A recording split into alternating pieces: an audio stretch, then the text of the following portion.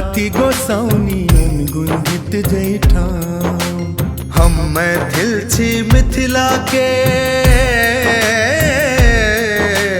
हम मैथिल छी मिथिला के, सीता नहीं हर अछगांव, सीता नहीं हर अछगांव।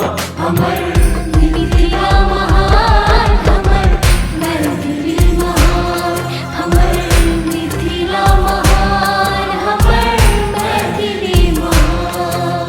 जय मिथिला, जय जय मिथिला। मिथिला जय जय मिथिला।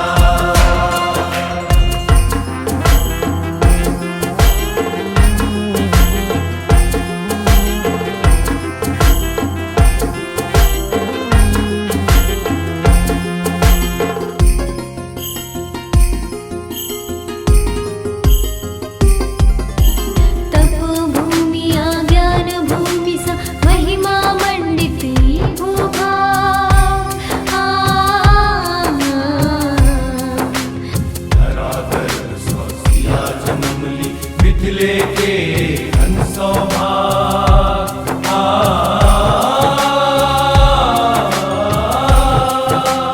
हिया गार्गी मैत्रेयी भारती मिथिला के छत अभिमान। मंडन अयाची डाक घाघ कालिदास गोनु कुमार। मंडन अयाची डाक घाघ कालिदास गोनु कुमार। हमर मिथिला महान, हमर मैथिली महान।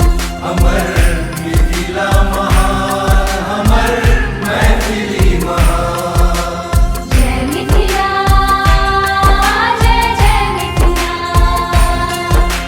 जय मिथिला जय जय मिथिला।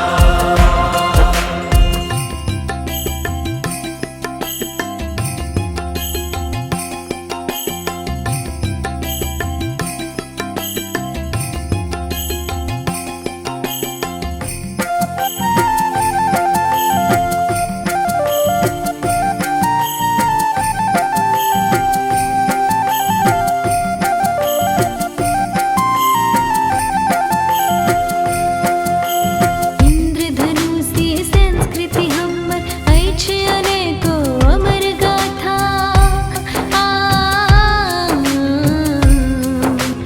दीनापति सलहे सिरोरी, दुलरा दयाल हमरे दाता।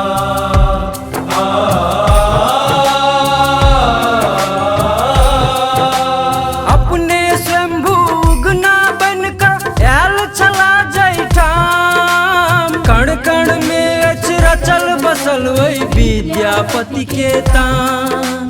कण कण में अछि रचल बसल वही विद्यापति के तान। हमर मिथिला महान, हमर मैथिली महान। अमर मिथिला महान, हमर मैथिली महान।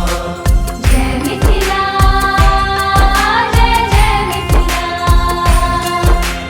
जय मिथिला जय जय मिथिला।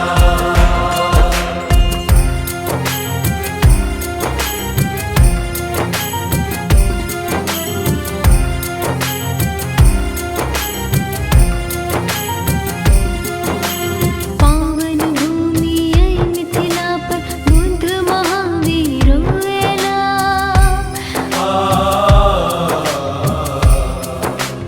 गौतम कड़ा कपिल जैमिनी, एतहि दर्शन रचला।